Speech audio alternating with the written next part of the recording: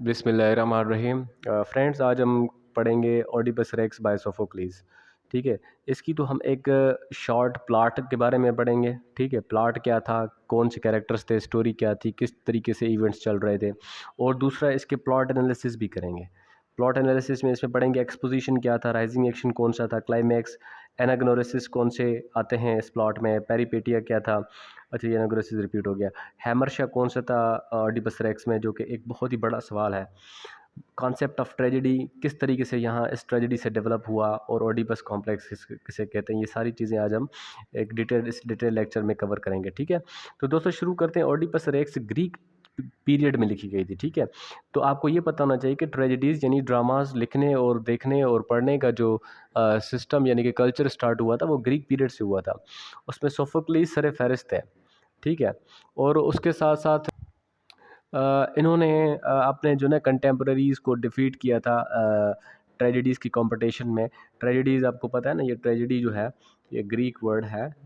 Tragedy जो तो ट्रेजोस से लिया गया हुआ है। ट्रेजोस मतलब गोट यानी कि बकरी। हम ये कहते हैं कि जो हीरो होता है वो एक कुर्बानी की बकरी होती है किसी किसी भी कहानी में। वो किस तरीके से उसका डाउनफॉल आता है, वो उसके पीछे बहुत सारे इवेंट्स होते हैं। तो शुरू करते हैं। शुरू करने से पहले अगर आप इस कोर्स में एडमिशन लेना चाहते हैं तो इस नंबर पर आप कर सकते हैं 0315888684।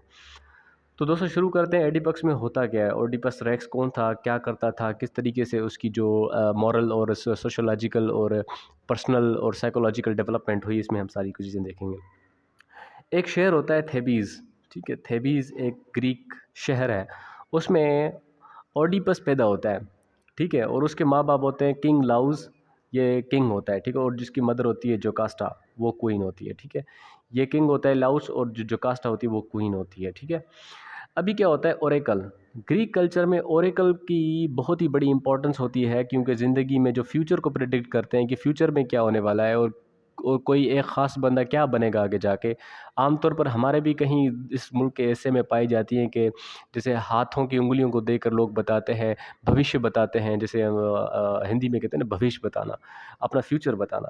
तो उसमें भी कुछ टेरिसियाज जैसे एक ब्लाइंड प्रोफेसर था, ब्लाइंड प्रॉफिट किसे उसे भी कहते हैं हम, यानी कि जो प्रिडिक्ट करे, फ्यूचर को प्रिडिक्ट करे। उनके जानिब से कहा गया कि उन्होंने एक प्रोफेसी दी, यानी कि एक प्रेडिक्शन दी कि that child will kill his father and marry his mother. जो ओडिपस बच्चा पैदा हुआ है ना, वो अपने बाप को क्या करेगा, मारेगा, और अपनी माँ से शादी करेगा। किसी भी दीन धर्म कल्चर या ट्रेडिशन में ये अलाउ नहीं होता कि कोई अपने बाप को मारे, या ये तो बिल्कुल एक्सेप्ट नहीं होता कि कोई अपनी माँ से शादी करे। ठीक है, तो ये चीज़ बहुत ही शॉकिंग थी, ख़ास तौर पर लाउस और जोकास्टा के लिए।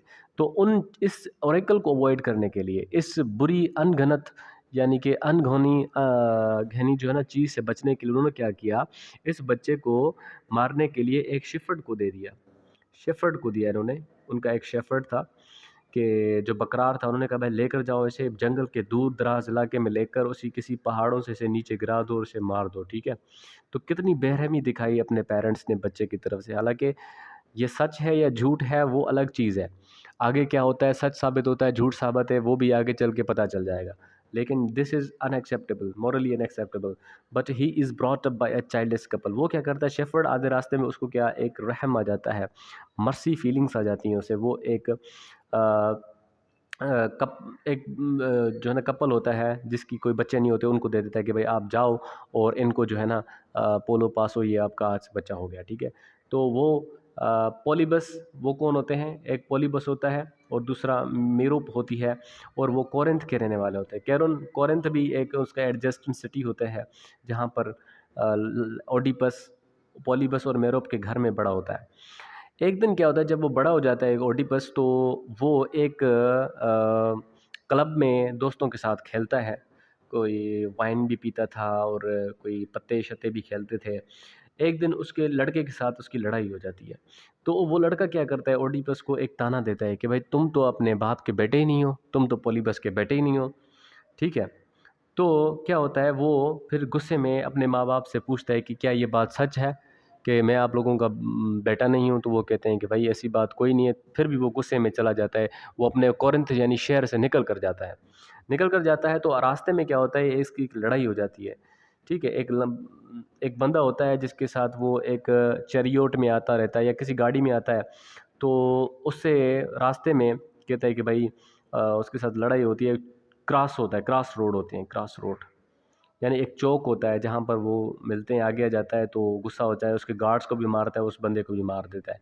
वो मार के सीधा चला जाता है कहाँ पर, अ, चला जाता है इधर अपना थेबीज़ में।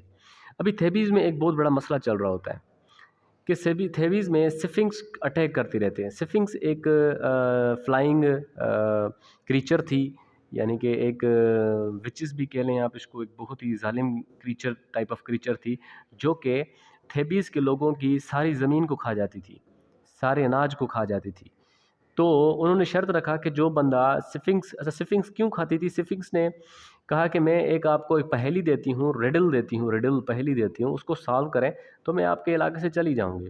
तो वो रिडल क्या थी, और थेबीज़ के लोगों ने क्या कहा कि अगर इस कोई कोई भी इस बंदा इस रिडल को सॉल्व करेगा तो वो इस थेबीज़ का बादशाह भी बनेगा, और वो क्वीन जो विडो क्वीन है वो उससे शादी भी करेगा।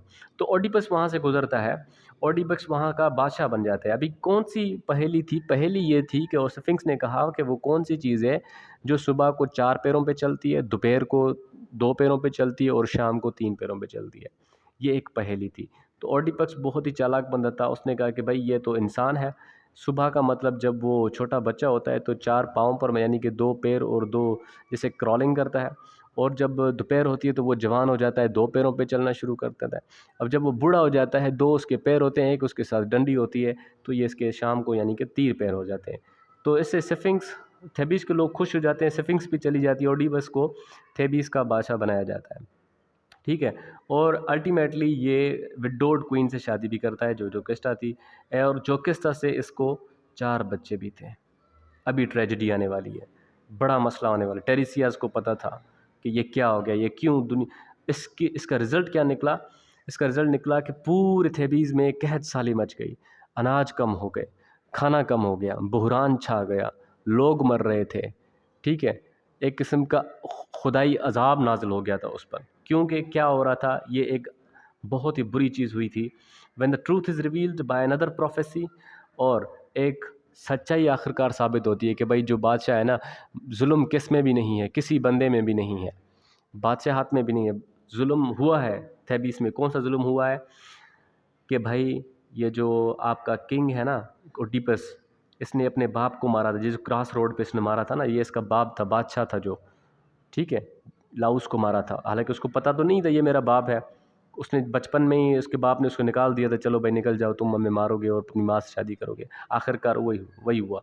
सो इसमें होती है unavoidable misery of fate, misfortune. Misfortune को अब अवॉइड कर ही नहीं सकते। How hard you exert, how harder you exert, you cannot avoid the misfortune that is due। ठीक है, जो ड्यू है वो हो के ही रहेगा। तो क्या होता है आखिर में, ट्रेजेडी इससे कहते हैं, जो कास्टा किल्स हरसेल्फ, अपने आंखों में वो लगा, अच्छा, ओडिपस ब्लाइंड्स हिमसेल्फ, ओडिपस खुद अपने आप को अंधा कर देता है, मारता नहीं है, अपने आप को अंधा कर देता है। ये फ़र्क है। कॉन्सेप्ट ऑफ ट्रेजेडी में क्या करता है कि जो ग्रीक ट्रेजेडीज़ होती हैं सोफोक्लिस की, उसमें जो हीरो होता है, ट्रेजिक हीरो, यानी जिसे हैमरशाह यानी ट्रेजिक हीरो कहते हैं, वो सफ़र करता है। और शेक्सपियर क्या करता है? शेक्सपियर अपने ट्रेजेडीज़ में हीरो को क्या करता है? डेथ यानी मारता है, मरवाता है, मर जाते हैं उसमें। ओथेलो मर जाता है, हैमलेट मर जाता है, और आपका किंग लियर मर जाता है। ठीक है? तो ये सारे मर जाते हैं, इसमें नहीं मरते, इसमें सफ़र करते हैं, बहुत सारी परेशानी को फेस कर, जैसे इसने अपने आप को ताहयात अंधा कर दिया था।